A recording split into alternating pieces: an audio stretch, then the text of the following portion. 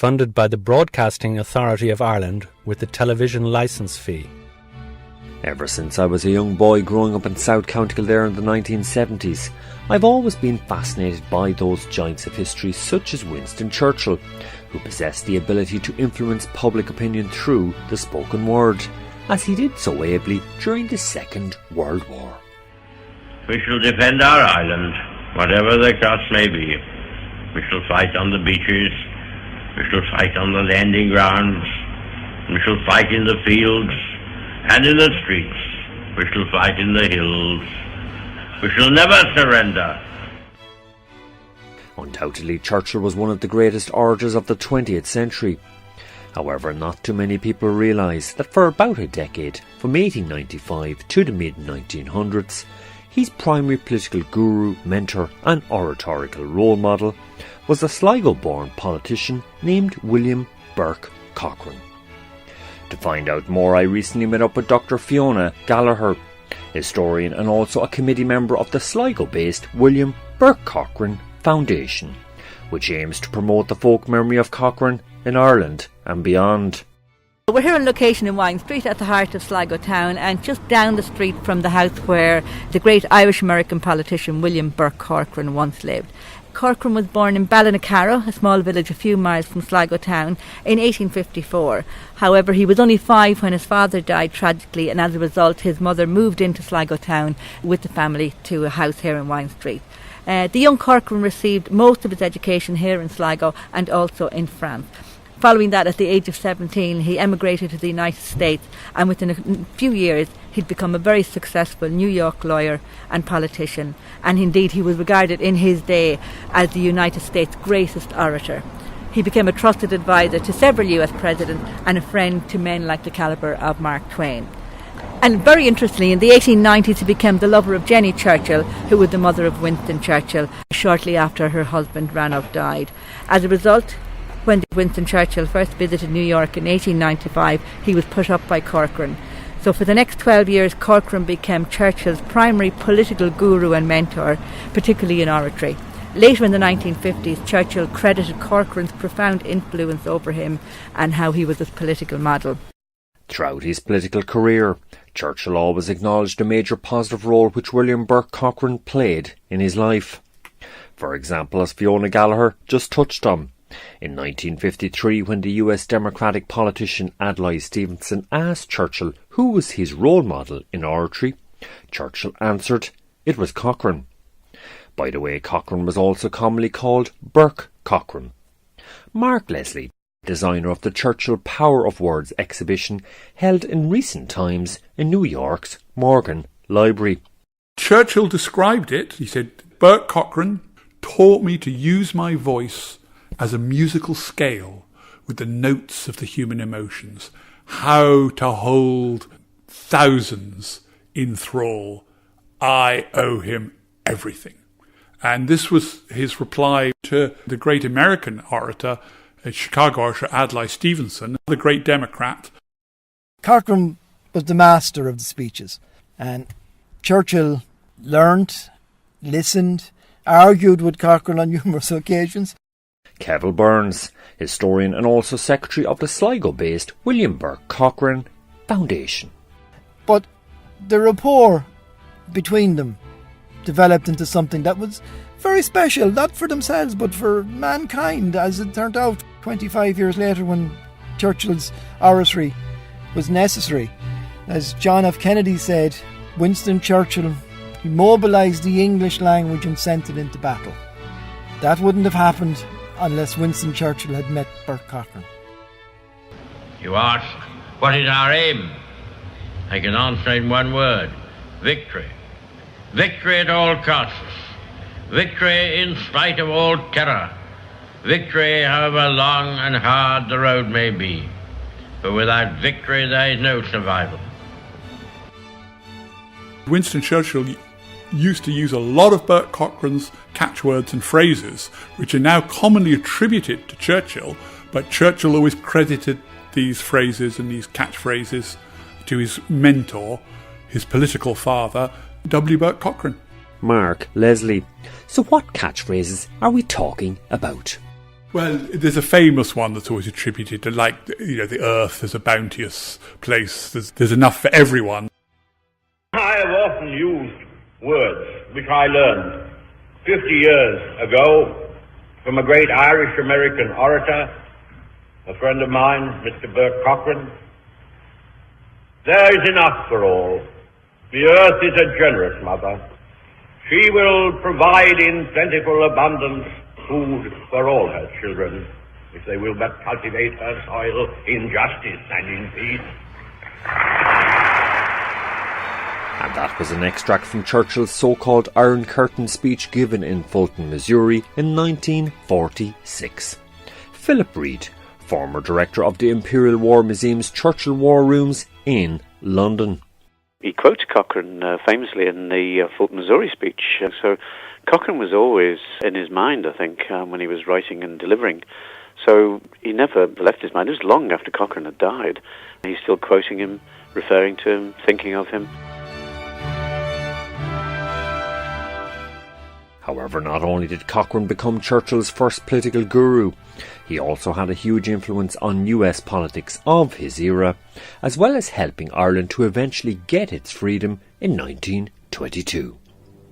For example, just a few days after the British authorities executed the leaders of the 1916 Easter Rebellion, Cockran gave the keynote address to a packed assembly in New York's Carnegie Hall, his words prophesying the sign of things to come.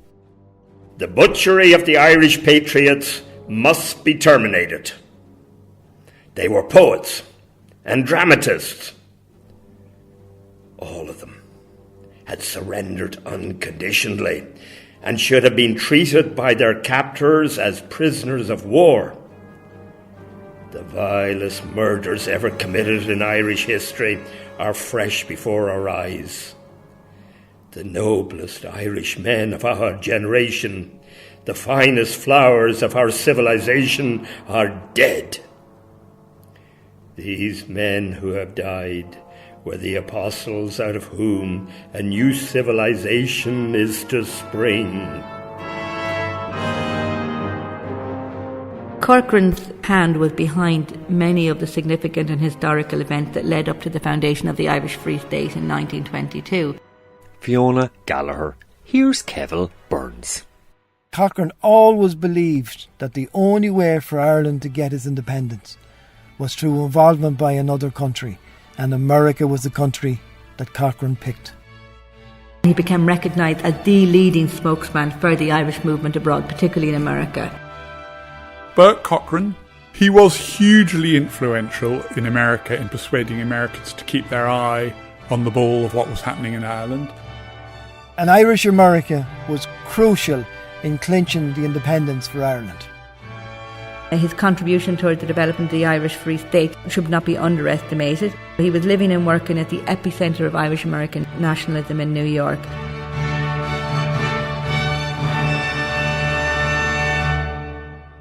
And we'll hear more of William Bourke Cockran's unsung role in the struggle for Irish freedom later. But first we need to investigate his Sligo roots. As was briefly mentioned earlier, after his father died in 1879 when Cockran was aged just 5, his family moved to live in Sligo town, where he attended school. Fiona Gala. Bourke Cockran went to the local private Maris school. This was, there was a kind of a public school, but the private Maris Brothers schools, because they were wealthy enough to pay for that. And he would have gone to that, which was in Chapel Street in Sligo. He seems to have gone to that for a couple of years with his brother, his older brother, but it was an academy. But after that, in 1863, with the financial help of Archdeacon O'Rourke, who was a family friend, he was sent off to France to continue his studies at a Marist foundation near Beauchamp, near Lille in northern France. And there he was described as the most brilliant boy in the class. And after 5 years of schooling in France, Cockran returned to Ireland to study at St. Jarlath's College, Tuam. Later he attended the original Summerhill College in Athlone, where he won the highest honours in Latin and Greek. After he graduated from Summerhill, Cockran's mother packed him off to Dublin to try get him a secure job in the civil service or world of finance. However, Cockran soon discovered that his real passion was the law, and he thought about becoming a barrister. Fiona Gala. Cockran seriously considered studying for the Irish bar, despite the opposition of his mother, who felt it was a precarious way of making a living. But in the spring of 1871, when his mother was attempting to get him into the stockbrokers at this stage, Cockran announced his intention to sail for America.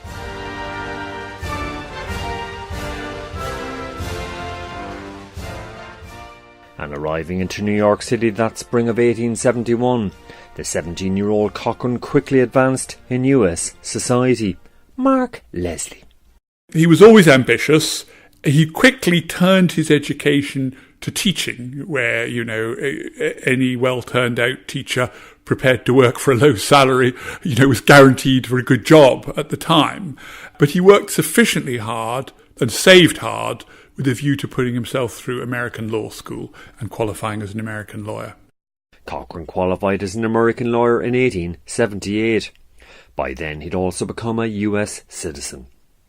Within a few years his legal business had flourished and he'd become one of the preeminent and richest lawyers of his era. Keble Burns. In 1888, Cockran was earning $100,000 a year. He was one of the most highly paid lawyers in America. He was just the railroads, the ship lines, everyone, all the wealthy men in America, a lot of them in New York. Cockran was kept on retainer in case he was needed.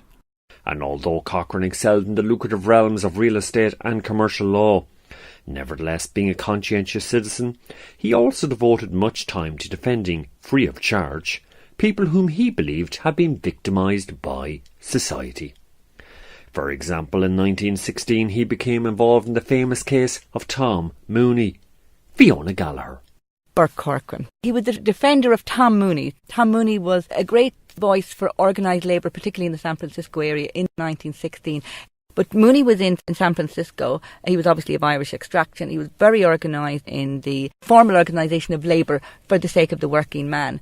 Big business hated him. He was arrested following a bomb explosion at what they call a Preparedness Day parade in San Francisco. He was arrested, beaten badly, and then they tried him and convicted him for exploding the bomb, even though all the evidence, including photographic evidence, pointed to the fact that he was nowhere near. There was, I think, 18 people killed. This is a massive US trial. Bourke Cockran's oratory and his defence of Mooney at the trial set the benchmark for every US attorney's trial ever since. Every TV drama you see on the US legal court is based on Cockran's defence of Mooney. Why? Because it was so spectacular and his oratory was so good. And the way in which he defended the common man, that he was able to speak for the little man with conviction, with truth, and that he was able to expose the corruption that was there in American politics, particularly in their involvement with big business at the time. Cockran defended Tom Mooney. He wasn't able to get him off, but he made a compelling enough case that Mooney's death sentence was commuted to a life sentence, and then later in the 30s, Mooney did eventually receive a pardon. Daniel Geary, the Mark Pigott Associate Professor of American History at Trinity College, Dublin. In a nutshell, Cockran saved Mooney from the electric chair. And veering from legal to more political matters, it was Cockran's extraordinary gift of oratory and public speaking that first lifted him to fame in US politics. Attending the Democratic National Convention in 1884, he spoke and amplified in front of thousands of people and stole the limelight. Shortly afterwards, in 1887, he successfully ran for Congress. Although Cockran served several terms as a congressman from the 1880s to the 1920s, he could never aspire to the highest office in the land due to his being born in Ireland. Mark Leslie. Bourke Cockran, he knew he could never be the president, but he was clearly of presidential material. So the Democrat Party sort of adopted him as the man who would always do the big introductory speech and their preferred candidate. And this was such a position of power that when he had a Democrat candidate whose principles or probity he did not agree with, he would make a speech, even in the Democrat, proposing a Republican candidate of greater moral fibre and get that Republican candidate in. He was the kingmaker who got President McKinley owes his election to. So he was the kingmaker within the Democrat Party, a position of very great power, and he could project his voice. He could persuade 10 or 20,000 people. People would rush back from the restaurant or the bar or the hotel saying, it's Cockran, Cockran's on, and people would hang on his every word. He was famous for his rhythmic speeches. He used the cadence of his voice to draw the audience in. Dr. Fiona Gala of the William Bourke Cockran Foundation. He understood the power of presence, his physical presence, the power of gestures and voice to captivate and to move a crowd. And this happened in Congress as well. He when he came down on the side of an argument, he could persuade even the most entrenched of delegates to the Congress to perhaps shift their position. And that's a great skill.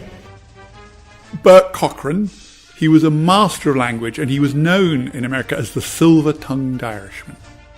Regarded in his day as the United States' greatest orator. Cockran was one of the leading Irish Americans at the time and a heavily requested orator, not only in New York, but across the U.S. U.S. historian Dr. Jenny Sutton. Here's Kevil Burns.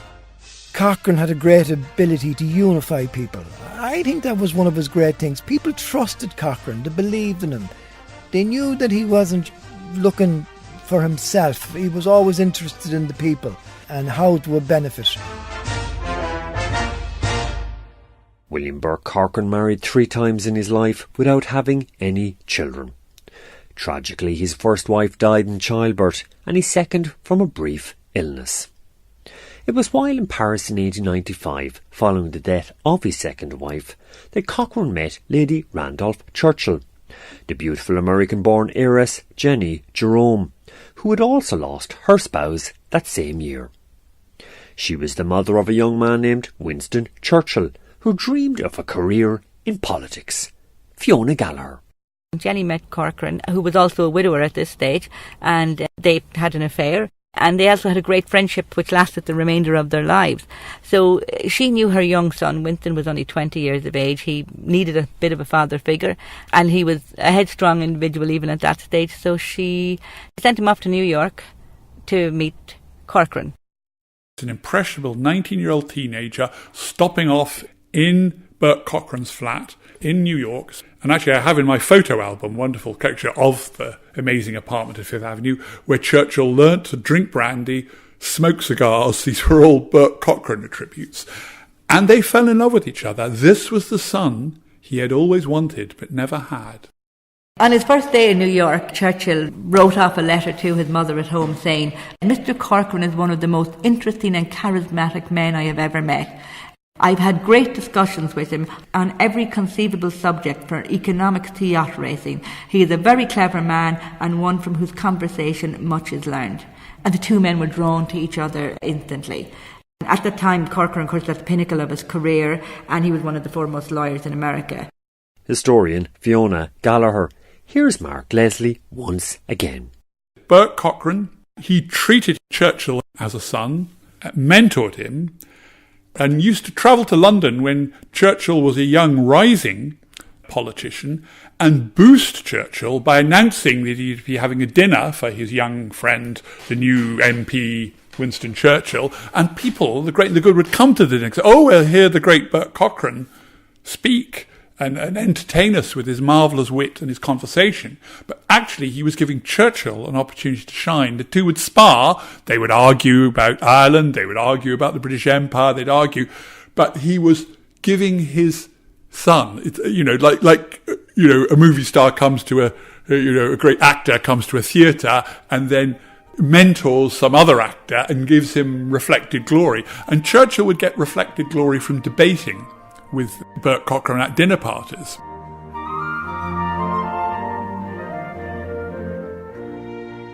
The relationship developed at a very, very strong level. Churchill always acknowledged that Cockran was his mentor in political, in oratory. Kevil Burns. Here's Alan Packwood, director of the Churchill Archive Centre at Churchill College, Cambridge, which is home to the personal archives of Winston Churchill. The interesting thing, of course, is that when Churchill meets Cockran, he hasn't really entered the political arena. He's not yet a public speaker. And it may surprise your listeners to know that public speaking is not something that comes particularly easily to Winston Churchill.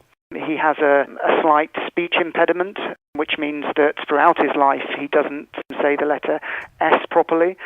And he's really, first and foremost, a writer rather than an orator. And initially, as an orator, he's an orator who prepares extremely carefully. So just how exactly did William Bourke Cockran mentor Churchill in oratory? Mark Leslie. 4 things, really. Thing 1, the blank verse, the structure, to have a rhythm and cadence. Churchill didn't naturally have the mellifluous voice of Cockran. And Churchill worked very hard to develop a very distinctive voice in making speeches. It's often quite surprising when you hear recordings of Churchill in ordinary conversation that he doesn't actually speak in that slightly actily, I am Sir Winston, never before in the history, of human. That's like mannered speech. And whereas Bourke Cockran, probably because of the sheer quality of his vocal cards, the Bourke Cockran that you heard in the convention centre, making the event, was probably the same voice and same as his everyday conversation. He was probably more of a piece. Bourke Cockran just was gifted, like the way an opera singer is, with just a great voice. Churchill wasn't, had to work hard at it, and therefore, in a way, Churchill's oratory is all the more impressive because he had to work at it. So the blank verse, to tell the truth, whatever it costs you, even if people don't want to hear it. I mean, Churchill was howled down in Parliament of the 30s for constantly harping on about the Nazi menace. And he'd do hilarious things, like sort of go into the German embassy, where the Germans would invite him to sort of give him misinformation. And the Germans would give him so much information, deliberately, the more information than British intelligence had, so that when he got it, say, well, that doesn't accord with British intelligence, and I can tell you they have double the number of airplanes that, British intelligence claim. Well, how would you know that? Oh, the German ambassador told me. And people would laugh, don't be so stupid, he wouldn't tell you that, But of course the Germans played on that, what I mean, that people weren't going to believe him. And so Churchill would always tell the truth. Even if it probably wasn't the thing to say, I got this at dinner off the German ambassador, he'd just say it as it was. And so when people latched onto that, they had complete trust in his words. He, none of his spin was spin. His spin was always true as he saw it. And this was pure Bourke Cockran. The other thing he got, which was pure Bourke Cockran, was this, even if it's a very grave thing, use humour.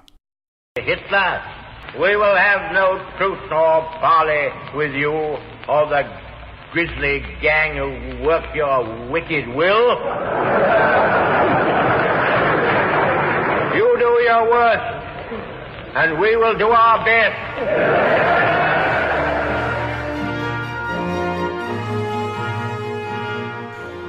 And then he learnt the principle that the wealth of humanity isn't a zero-sum game. Everyone benefits. When one country increases its wealth, all countries, through the mechanism of free trade, will pull up.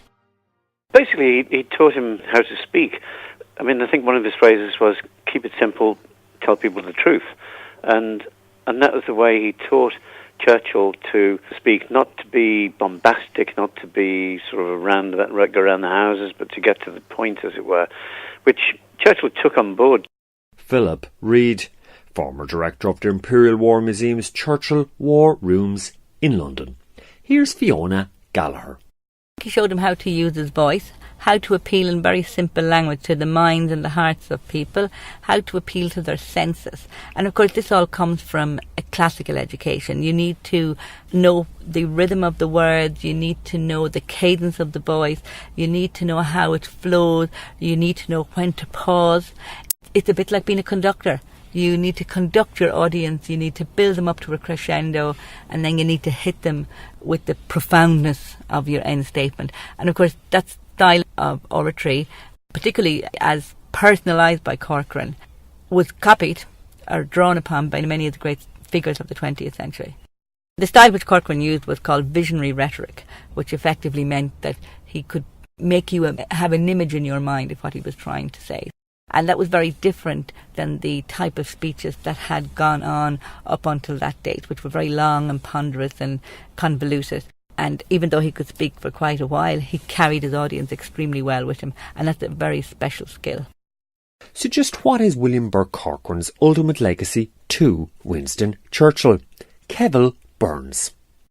Cockran was the man that inspired Churchill to learn, to master visionary rhetoric. And we know how important Churchill's oratory was in the years, especially in the years of the Second World War, where he inspired a nation to believe in itself and in the power of victory. This was the legacy of Churchill, but the legacy of Churchill wouldn't have happened without the mentoring of William Bourke Cockran. And Philip Reid gives his opinion. Cockran really instilled the idea in him that to be a great orator, you have to keep it simple, keep it truthful, but get it absolutely spot on. We shall fight on the beaches, we shall fight on the landing grounds, we shall fight in the fields and in the streets, we shall fight in the hills, we shall never surrender. I think Bourke Cockran's ultimate legacy to Churchill is that he helps him make that difficult transition from child to man, or from adolescent to man. And he helps to open up the world to him by introducing him to New York, but by also introducing him to wider political concepts and to the art of oratory. Alan Packwood, Director of the Churchill Archives in Churchill College, Cambridge. And I'm going to leave the last word on Cockran's legacy to Churchill with Michael McMenamin, historian and also co-author of the book Becoming Winston Churchill, the untold story of young Winston Churchill and his American mentor. In terms of what a mentor does in helping develop a young man, it provides a foundation on which his life structure is built. So to that extent, Cockran gave Churchill the foundation on which his career was built. And Churchill learned from Cockran at an early age that principle was more important than party. And if principle weren't more important than party to Churchill in the 1930s, then he would have tempered his views to go along with what the party wanted on India or on the king or on rearmament. So Cockran gave Churchill a foundation on which he built his life structure. And the end result, the culmination of Churchill's career, was in May 1940 during Britain's darkest hour.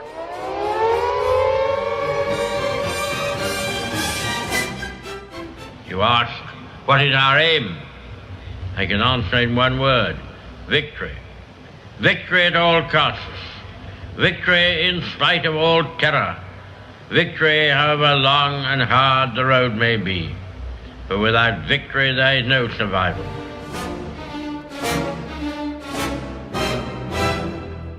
And veering away from Cockran's mentoring of Churchill to more Irish matters, throughout his life, Cockran played a major role from his New York home base in helping to progress the cause of Irish freedom.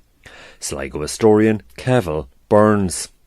The Irish question is a huge thing, and from the time of Isaac Butt to Eamon de Valera, Bourke Cockran's fingerprints are over the whole lot of it. Every single thing in that 40 years of importance in Ireland, Cockran was involved somewhere. How much so? Just tell our listeners that. Well, when Parnell came to New York in 1879, Cockran was on the reception committee. One of the things that Cockran always believed in, Cockran said in a speech in early 1880 for a fundraising for the Parnell movement, he says, "I do not ask you to draw the sword. I do not ask you to stand in front of bullets. I do not ask you to assume any risk. All I ask is that you contribute a pittance from abundance to our beleaguered brethren on the far side of the Atlantic. This was the start of a policy called sinews of war that Cockran believed in. For the next 40 years, money was the thing. Cicero, the great Roman orator, said, "Money is the sinews of war."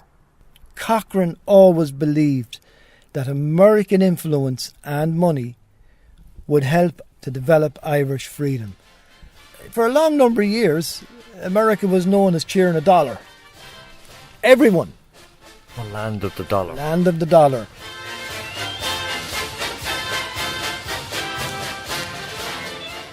Burke Cockran was very heavily involved in raising bonds and funds for the Irish at home from the Irish abroad.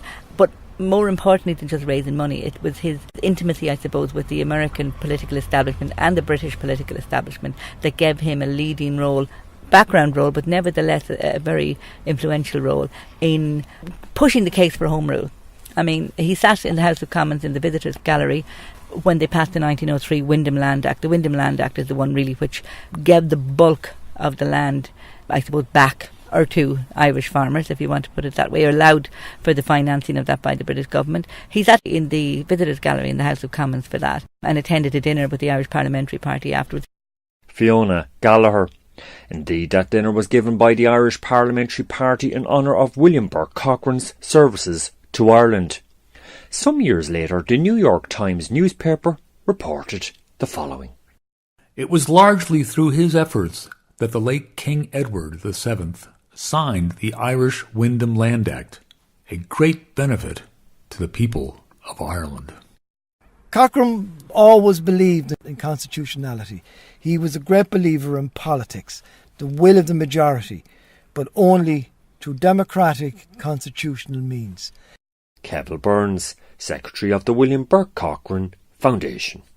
He supported every Irish leader from Isaac Butt to De Valera.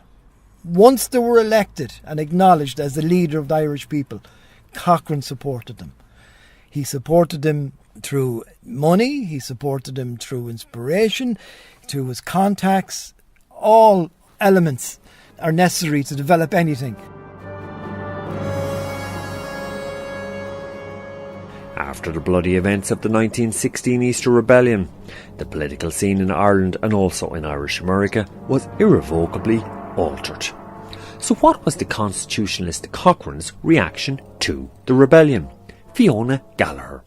Let's say he wouldn't have supported the spilling of blood at the 1916 rebellion, but what appalled him most, as did most people, was the British government's execution of the leaders. That's what stirred him into action.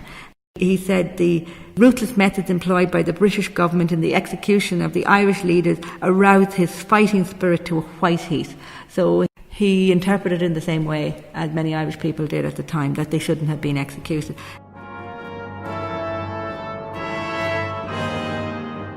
When 1916 started and the rebellion in Dublin, Cockran knew these people personally. He met Pearse, met Thomas Clark, met Plunkett, met MacBride, knew them, believed they were poets and dramatists, believed they were trying to do something for Ireland's freedom. But it wasn't what Cockran would have wanted, the loss of their lives. He called them the fairest flowers of Irish society. These 16 men surrendered as prisoners of war and were executed. Justice, that's what Cockran believed in, justice.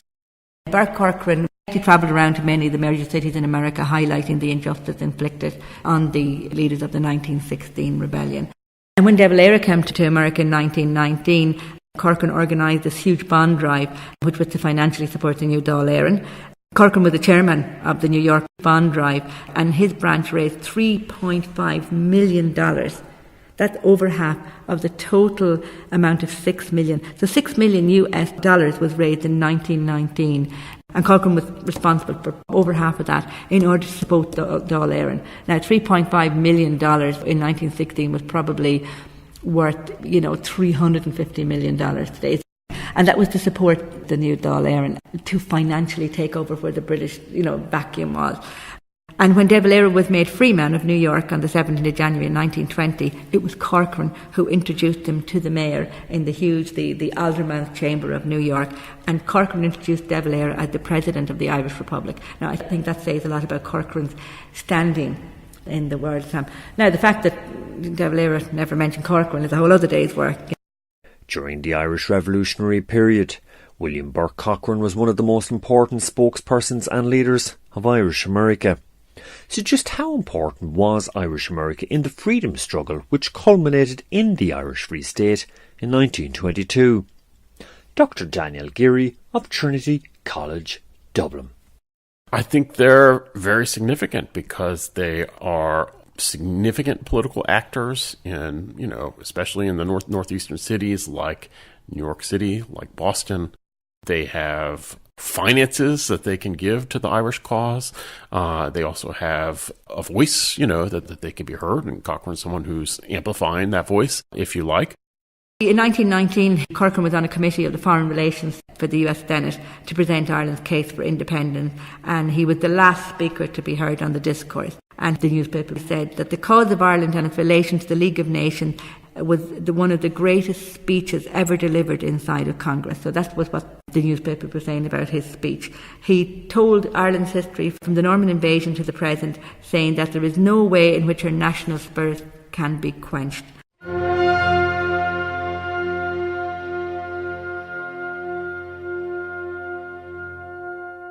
In July 1921, a truce was called in the Irish War of Independence being waged by the IRA against the British Empire. Less than half a year later, in December 1921, the Anglo-Irish Treaty was signed, with a parliament restored to Dublin. So did Cockran play any role in the treaty negotiations? Fiona Gala. Was he involved with the treaty negotiations? I think in the background he probably was, in some shape or form, in 1921. Now, he died in 1923, so I say there's not a lot... Why do you say he might have been involved in the treaty negotiation? Why, Fiona? But simply he knew so many people in both the British establishment and the American establishment, and he proposed and got a resolution, 150, passed in the Houses of Congress in the lead up to the treaty. A resolution is a very strongly worded policy, I suppose, a sense of policy from the Congress. So the British couldn't have failed to take notice of that, and it was him who introduced it and, waxed eloquently about it when he had it passed. And it was telegraphed, the resolution was telegraphed to London, that this was a resolution of the US Congress. And so in other words, the US Congress is saying this, in other words, this is global public opinion, full stop. Full stop. What prior commentary from various contributors proves is that Irish America was absolutely crucial in the creation of the Irish Free State in 1922. Professor Joe Lee of New York University. Irish America is very important with funding. It's important in public opinion. There is this force in New York, in the United States, called Irish America. There would be no settling between the British and Irish without consideration of Irish America. Irish American historian Terry Galway. Here is Professor Kevin Kenny of Boston College. British government is very aware of this. The Irish question has taken on an American angle. Irish America is central to the Irish sort of struggle for independence, whether constitutional or revolutionary. Irish America is hugely important to what's happening in Ireland.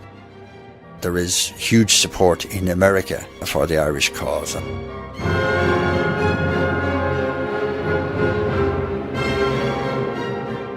And a key Irish-American player in progressing that cause was William Bourke Cockran, the man who perhaps more than any other gave voice to Irish-American sentiment on Ireland. Fiona Gala. He gave us all. He couldn't have been, he intervened in a politically responsible way, I think. He came down on the side of parliamentary democracy, which is what his whole life was about. It wasn't about war. So while he may not have necessarily supported the armed conflict in 1916, he supported Ireland's right of independence, and he rallied against Britain's execution of what was technically their citizens. Okay, so it's a moot point, but he threw his weight behind the peaceful resolution. He threw his weight behind the Irish Dáil Éireann, because he seen that they were not just a bunch of revolutionaries, that they had a parliament, they had a system, that they were prepared to go the full hog. So I think that they had been democratically elected in 1918. They had been democratically elected in 1918, So he threw his weight behind that. Of course, in December 1921, the Irish Parliament was restored to the Irish people and Corcoran's lifelong dream was fulfilled. William Bourke Cockran knew Irish America inside out, and just how far it would go for Irish freedom. As a result, he and the bulk of Irish America wholeheartedly supported the 1921 Anglo-Irish Treaty and the newly emergent Irish Free State, and decried the outbreak of civil war in Ireland in June 1922. Irish-American historian Peter Quinn. For most Irish Americans, the Free State and the treaty was good enough. They didn't get, I think even in my own family, they were kind of perplexed and bewildered by the Civil War and almost lost interest in Irish politics after that. The typical Irish American who feels a connection with Irish history is a constitutional nationalist, is somebody who is willing to accept whatever terms they can get. It's pragmatism. Irish American politics in America has always been about practical goals that can be achieved, not about ideological purity. And that is the position of most Irish Americans. Turry, Galway, and Kevin Burns had this pertinent comment to make. I do believe that this is the time for the contribution of the Irish Americans and for Bourke Cockran and for other people. It's time to tell the history that they were involved in and their contribution to it. And I think we do an awful injustice to both Bourke Cockran and the Irish Americans if we don't try to at least acknowledge it. And when I talk about the Irish American here, I'm talking about the Irish American constitutional policy, liberty, justice, freedom, all by constitutional means.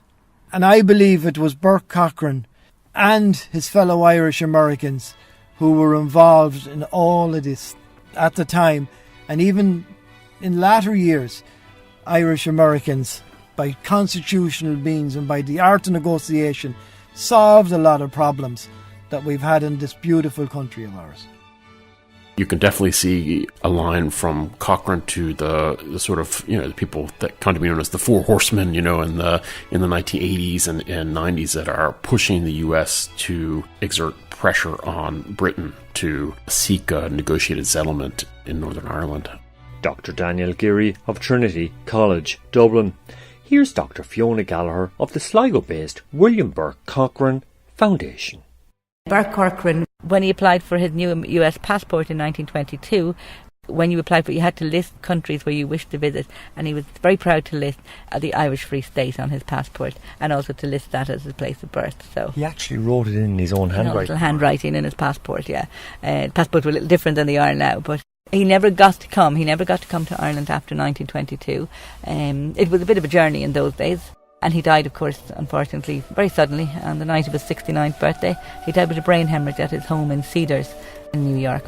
And he's buried in the Gates of Heaven Cemetery in Washington, D.C. Very beautiful Celtic cross, granite Celtic cross over his grave. And those of his, I think 2 of his wives are buried with him there. And the tombstone simply says, William Bourke Cockran, Papal Knight, born Sligo 1854, died Washington 1923. He used his voice for faith and fatherland.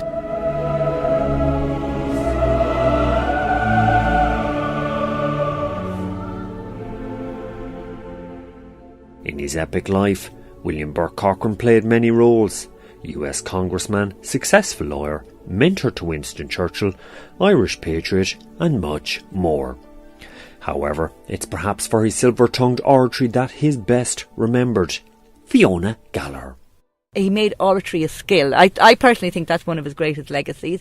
And also his position as the ultimate immigrant, I suppose, to the United States. In a time when we talk a lot about this, he became American, but he never forgot his Irish roots. He espoused the best of what America could be, while still thinking of those he left behind.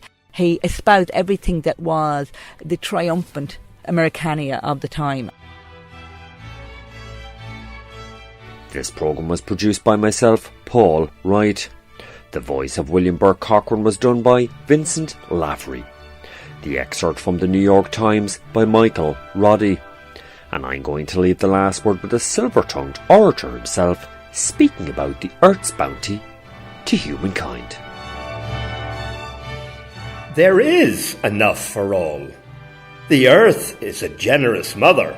She will provide in plentiful abundance food for all her children, if they will but cultivate her soil in justice and in peace. Funded by the Broadcasting Authority of Ireland with the television licence fee.